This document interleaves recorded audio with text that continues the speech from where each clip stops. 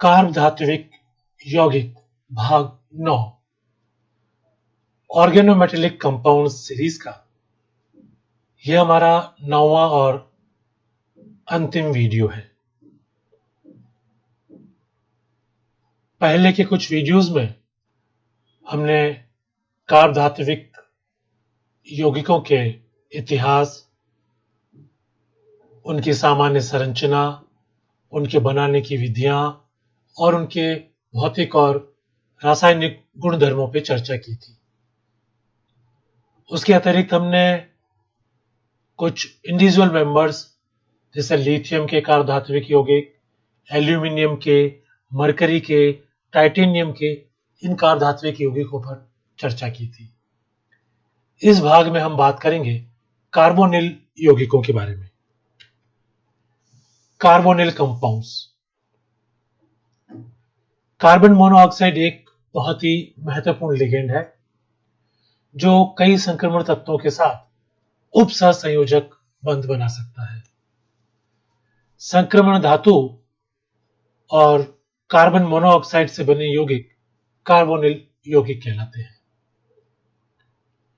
किसी धातु से जुड़ने वाले CO लिगेंड यानी कि कार्बन मोनोऑक्साइड के जो लिगेंड है उनकी संख्या साधारणतः इफेक्टिव एटॉमिक नंबर रूल यानी कि प्रभावी परमाणु संख्या नियम के अनुसार ही होती है।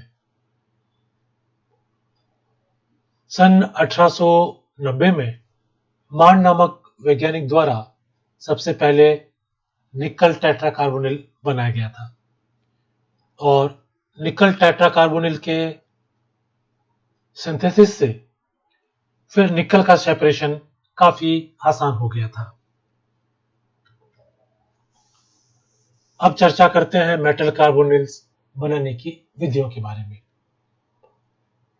निकल धातु कार्बन मोनोऑक्साइड के साथ साधारण ताप व दाब पर क्रिया कर निकल टेट्राकार्बोनिल बनाता है। लोहे का बारीक चूर्ण अगर हम लेते हैं और लिगेंड के रूप में कार्बन मोनोऑक्साइड हो तो 200 डिग्री सेल्सियस टेम्परेचर और 100 वायुमंडलीय दाब पर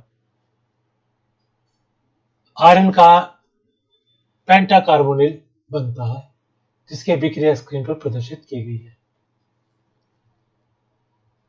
यह तो थी बात कि धातु से सीधे धातु कार्बोनिल बनाने की।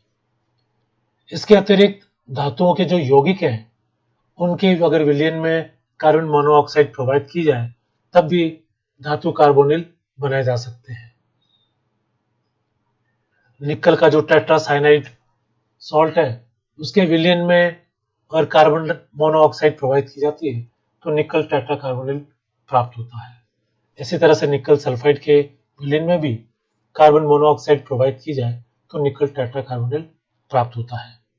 अभिक्रिया यहाँ स्क्रीन पर प्रदर्शित की गई है। ग्रिग्नार्ड विलयन में CrCl3 की ईथर की उपस्थिति में अगर कार्बन मोनोऑक्साइड से अभिक्रिया होती है तो क्रोमियम का हेक्साकार्बोनिल बनता है। क्रोमियम के साल्ट की बजाय यदि हम MoCl6 या WI6 भी लेते हैं तो क्रमशः उनके मेटल कार्बोनिल्स प्राप्त होते हैं। सामान्य कार्बनिक यौगिकों को गर्म करके या अल्ट्रावायलेट लाइट में क्रिया कर जटिल कार्बोनिल बनाए जा सकते हैं। यह स्क्रीन पर अभिक्रिया में आप ऊपर देख रहे होंगे कि सामान्य कार्बोनिल से जटिल कार्बोनिल की अभिक्रिया दर्शाई गई है। कार्बन मोनोऑक्साइड की डाइटोलुइन वेनेडियम के साथ क्रिया करवाकर वेनेडियम कार्बोनिल बनाया जा सकता है। अभिक्रिया यहां स्क्रीन पर प्रदर्शित की गई है। स्क्रीन पर नीचे एक सारणी में अलग अलग कार्बोनिल कंपाउंड्स बताए गए कि इस तरह के कार्बोनिल कंपाउंड्स बनते हैं। अब चर्चा करते हैं धातु कार्बोनिलों के मुख्य गुणों की। सभी कार्बोनिल यौगिक प्रतिचुंबकीय होते हैं। वेनेडियम का जो हेक्साकार्बोनिल है वह एक अपवाद है। उसके अतिरिक्त सभी कार्बोनिल यौगिक प्रतिचुंबकीय होते हैं। जिन धातुओं में इलेक्ट्रॉनों की संख्या सम होती है वे एकलक कार्बोनिल बनाते हैं और विषम संख्या में अगर इलेक्ट्रॉन है धातु परमाणु के पास तो वे द्विलक कार्बोनिल बनाते हैं। वेनेडियम हेक्साकार्बोनिल, आयरन पेंटाकार्बोनिल, इनके अतिरिक्त जो भी इस तरह के कार्बोनिल हैं वे कलरलेस यानी कि रंगहीन होते हैं। कार्बोनिलों में धातु शून्य ऑक्सीकरण अवस्था में होता है। क्रोमियम, मैग्नीज आदि के हेक्साकार्बोनिलों को छोड़ दें तो सभी कार्बोनिल द्रव अवस्था में होते हैं।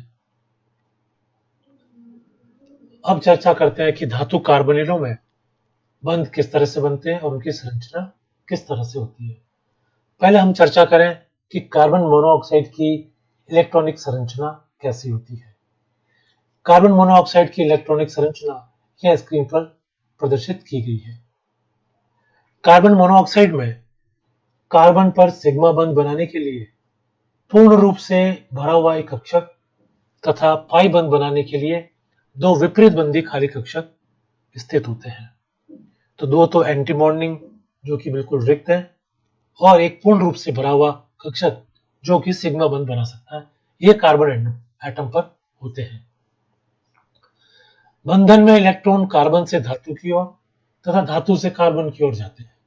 दोनों तरफ की बात हो रही है कि इलेक्ट्रॉन पहले तो कार्बन से धातु की ओर जा रहे हैं जो कि सिग्मा बंध बनाते हैं और फिर धातु से कार्बन की ओर आते हैं जो कि पाई बंध बनाते हैं। पाई बंध धातु से इलेक्ट्रॉन घनत्व को कार्बन की ओर स्थानांतरित कर देता है। इस प्रकार कार्बन पर जो इलेक्ट्रॉन डेंसिटी बढ़ गई है उसके कारण कार्बन के इलेक्ट्रॉन फिर मेटल की तरफ विस्थापित होते हैं। तो ये कहा जा सकता है कि सिग्मा बंध जो है वो पाई बंध को स्थायित्व दे रहा है और जो पाई बंध है वो सिग्मा बंध को स्थायित्व दे रहा है। और जब इस प्रकार की स्थिति उत्पन्न होती है तो इसे सहयोगी कार्यविधि सिनर्जिक मैकेनिज्म कहते हैं कि इलेक्ट्रॉन पहले तो कार्बन से धातु की ओर जा रहा है, फिर इलेक्ट्रॉन क्लाउड धातु से कार्बन की ओर जा रहे हैं पाई बॉन्डिंग के लिए। जब और ये दोनों जो इलेक्ट्रॉन का विस्थापन हो रहा है वह एक दूसरे को स्थायित्व प्रदान करता है और इसे हम कहते हैं सिनर्जिक मैकेनिज्म। धातु कार्बोनिल के साथ एक नाभिकीय कार्बोनिल यौगिक की संरचना यहां दिखाई गई है स्क्रीन पे ऊपर की तरफ कि किस तरह से आप चित्र में देख पाएंगे कि धातु और कार्बन के बीच में एक सिग्मा बंध प्रदर्शित किया गया और उसी समय जो कार्बन से रिक्त कक्षक से पाई बंध बन रहा है जो कि इलेक्ट्रॉन क्लाउड मेटल की तरफ शिफ्ट हो रहा है। अब बात करते हैं अलग अलग कार्बोनिल्स की। सबसे पहले टेट्रा कार्बोनिल, इसका उदाहरण निकल टेट्रा कार्बोनिल। निकल टेट्रा कार्बोनिल एक रंगहीन वाष्पशील द्रव है। जब इसे गर्म किया जाता है तो यह अपने घटक अवयवों में विघटित हो जाता है। इसकी आकृति चतुष्फलकीय होती है जो कि यहां स्क्रीन पर प्रदर्शित की गई है और यह चतुष्फलकीय संरचना होने का कारण sp3 हाइब्रिडाइजेशन है। अब हमने बात की थी कि चतुष्फलकीय और sp3 संकरित है, तो किस तरह से ये sp3 संकरित हो रहा है वो यहाँ स्क्रीन पर प्रदर्शित किया गया है। सबसे ऊपर अगर आप देखें तो निकल की ग्राउंड स्टेट प्रदर्शित की गई है कि 3d में 8 इलेक्ट्रॉन है, 4s में 2 इलेक्ट्रॉन है और जब ये 4s के जो 2 इलेक्ट्रॉन है वो 3d में चले जाते हैं तो 3d में पूरे 10 इलेक्ट्रॉन हो गए जबकि अब 4s में कोई भी इलेक्ट्रॉन नहीं है। तो इस तरह से 4s और 4p बिल्कुल रिक्त हैं। तो यहां पर कार्बन मोनोऑक्साइड से लोन पेयर लिया जा सकता है। जो 4 लोन पेयर लिए हैं वो यह चित्र में प्रदर्शित किए गए हैं।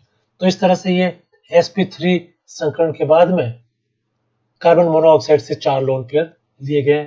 चूंकि ये sp3 संकरण है इसलिए ये टेट्राहेड्रल शेप में होगा और चूंकि सारे इलेक्ट्रॉन्स पेयर्ड है इसलिए यह डायमैग्नेटिक नेचर का होगा।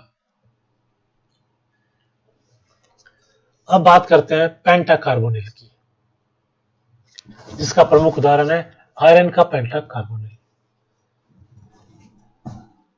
आयरन की जो ऑर्बिटल्स कक्षक जो है वो यह चित्र पर दर्शाए गए हैं कि किस तरह से जब ये निम्नतम अवस्था में है तो इलेक्ट्रॉनिक विन्यास उसका कैसे होगा, और जब इसमें DsP3 संकरण होगा तो स्थिति किस तरह से होगी कि 3D में 8 इलेक्ट्रॉन चले गए और D का जो एक रिक्त कक्षक, 3D का रिक्त कक्षक और 4s और 4p के जो कक्षक है ये मिलकर DsP3 संकरण करते हैं।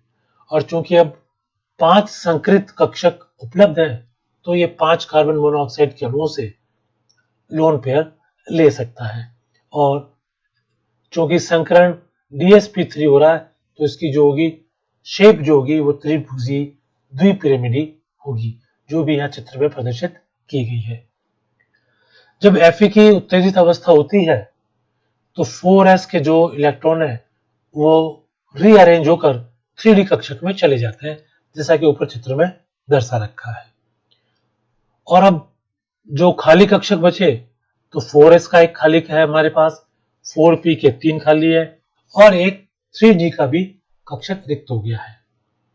और ये जो एक 4s, 3 4p और एक 3D के कक्षक ये आपस में संकरित होकर 5 नए कक्षक बनाएंगे DsP3, और इन रिक्त कक्षकों में कार्बन मोनोऑक्साइड अपने इलेक्ट्रॉन देकर उपसहसंयोजक बंध बना लेते हैं, और इस प्रकार आयरन टेट्राकार्बोनिल ट्रायंगुलर बाइपिरामिडिकल स्ट्रक्चर का होता है। अब बात करते हैं हेक्साकार्बोनिल की। हेक्साकार्बोनिल यौगिक में क्रोमियम परमाणु की ऑक्सीकरण अवस्था शून्य होती है तथा यह D2sp3 संकरण दर्शाता है। चूंकि 3D और 4s कक्षकों की ऊर्जाओं में अधिक अंतर नहीं होता, अतः 4s कक्षक के दोनों इलेक्ट्रॉन 3D कक्षकों के इलेक्ट्रॉन के साथ युग्मित हो जाते हैं और 3dx² - y², 3dz² और 4s ये जो है रिक्त हो जाते हैं। अब ये 3 जो रिक्त हो गए, 3D के 2 कौन कौन से, 3dx² - y² और 3dz², और एक रिक्त है 4s का। और चूंकि 4p के जो आगे कक्षक हैं इनकी ऊर्जा में ज्यादा फर्क नहीं है तो D के 2, 3D के जो 2 कक्षक, एक 4s का और 3 4p के कक्षक ये संकरण करेंगे और D2sp3 संकृत कुल 5 रिक्त कक्षक हमें उपलब्ध हो जाएंगे। और इस तरह जो कुल 6 जो रिक्त कक्षक हमें उपलब्ध हो रहे हैं D2sp3, तो इनमें 6 जो कार्बन मोनोऑक्साइड के अणु है वह अपने लोन पेयर दे सकते हैं।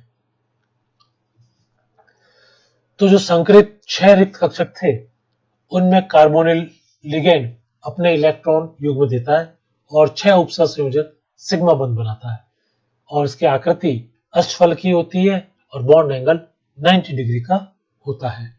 इसकी संरचना किस तरह से होती है यह स्क्रीन पर दिखाई गई है कि क्रोमियम हेक्साकार्बोनिल की जो D2sp3 के कारण अष्टफलकीय संरचना किस तरह से हो सकती है। क्रोमियम हेक्साकार्बोनिल में जो क्रोमियम और ऑक्सीजन का जो बंध है उसकी लंबाई 1.92 एंगस्ट्रॉम तथा कार्बन और ऑक्सीजन की जो बंध की लंबाई है वह 1.16 एंगस्ट्रॉम पाई जाती है। इस प्रकार हमने ये जाना कि कार्बोनिल यौगिक क्या होते हैं और किस तरह से बनाए जाते हैं। इसके अतिरिक्त आज के इस वीडियो में हमने चर्चा की कि निकल के टेट्राकार्बोनिल, आयरन के पेंटाकार्बोनिल और क्रोमियम के हेक्साकार्बोनिल में किस तरह से संकरण होता है और किस तरह से उनकी संरचना होती है। धन्यवाद।